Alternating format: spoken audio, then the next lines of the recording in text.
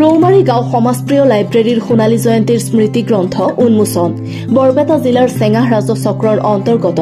ৰৌমাৰী গাঁওস্থিত ৰৌমাৰী গাঁও সমাজপ্ৰিয় লাইব্ৰেৰীৰ সোণালী জয়ন্তীৰ স্মৃতি গ্ৰন্থ চাপৰিৰ চাহ বৃহস্পতিবাৰে সন্ধিয়া আনুষ্ঠানিকভাৱে উন্মোচন কৰে প্ৰগতিশীল লেখক বিশিষ্ট চিন্তাবিদ পৰীক্ষিত বৈশ্যই স্মৃতি গ্ৰন্থ উন্মোচন কৰি পৰীক্ষিত বৈশ্যই গ্ৰন্থ অধ্যয়ন আৰু সামাজিক সাংস্কৃতিক দায়বদ্ধতা সম্পৰ্কত গুৰুত্বপূৰ্ণ ভাষণ প্ৰদান কৰে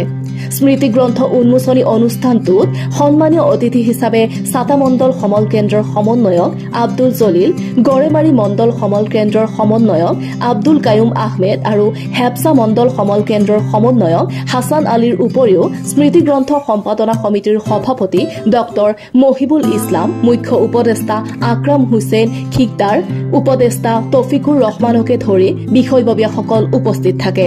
স্মৃতি গ্ৰন্থ উন্মোচন অনুষ্ঠানটোৰ আঁত ধৰে স্মৃতি গ্ৰন্থ সম্পাদনা সমিতিৰ সম্পাদক তথা অধিবক্তা শফিকুল ইছলামে উল্লেখ্য যে যোৱা বুধবাৰৰ পৰা 5 দিনীয়াকৈ অনুষ্ঠিত হৈছে ৰৌমাৰী গাঁও সমাজপ্ৰিয় লাইব্ৰেৰীৰ সোণালী জয়ন্তী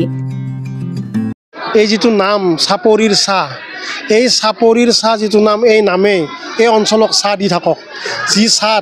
ইয়াৰ এই অঞ্চলৰ মানুহবিলাকে চাহ লৈ নিজৰ জীৱন ধন্য কৰিব পাৰে প্ৰথমতে মই তাকেই অনুভৱ ব্যক্ত কৰিছোঁ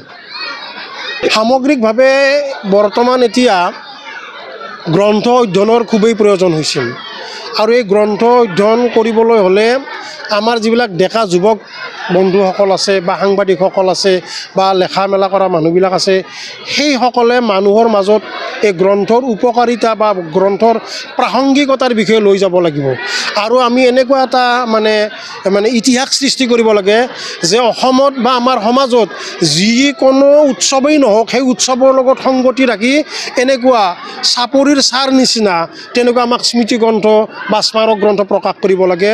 আৰু সৰ্বসাধাৰণ ৰাইজে এই স্মৃতি গ্ৰন্থবিলাকত প্ৰকাশ পোৱা লিখনিসমূহ পঢ়ি তেওঁলোকৰ চিন্তাক যাতে মানে উত্তৰণ ঘটাব পাৰে কাৰণ বিশিষ্ট লেখকবিলাকৰ বা উদীয়মান লেখকবিলাকৰ লিখনিৰ মাজৰ যিখিনি সাৰ মৰ্ম যিটো তাৰমানে তেওঁলোকৰ যিটো চিন্তা এই চিন্তাটো যদি চৌপাশে যদি বিয়পি যায় তেতিয়াহ'লে আমাৰ সৰ্বসাধাৰণ মানুহে সমাজ নিৰ্মাণ কৰাৰ কাৰণে প্ৰেৰণা পাব বুলি মই ভাবোঁ মানুহৰ মানুহ হ'ব বুলি এই কাৰণেই কৈছোঁ যে অতি সম্প্ৰতি আমাৰ সমাজত মানুহ আছে কিন্তু মানুহৰ মানুহ নাই অৰ্থাৎ মানুহৰ বিকাশৰ কাৰণে মানুহৰ মানে আপদ বিপদত মানে মাত দিয়াৰ কাৰণে তেনেকুৱা মানুহৰ অভাৱ কেৱল মানে নিজেই ধনাঢ্য হোৱাৰ কাৰণে বা নিজেই মানে কি যিটো উন্নতিৰ যিটো জখলা সেই জখলাত উঠাৰ কাৰণে তেওঁলোকে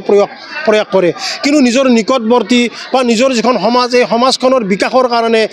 মানে গৰিষ্ঠ সংখ্যক মানে কোনো ধৰণৰ চিন্তা চৰ্চা নকৰে আৰু সেই অৰ্থত মই সেইবিলাক মানুহক কেৱল মানুহ বুলি ক'ম কিন্তু যিবিলাক মানুহে সমাজ নিৰ্মাণ কৰাৰ কাৰণে অহোপুৰুষাৰ্থ কৰে নিজৰ ব্যক্তিগত মানে উন্নতিৰ উপৰিও সমাজৰ মানে বিকাশৰ কাৰণে তেওঁলোকে ভূমিকা লয়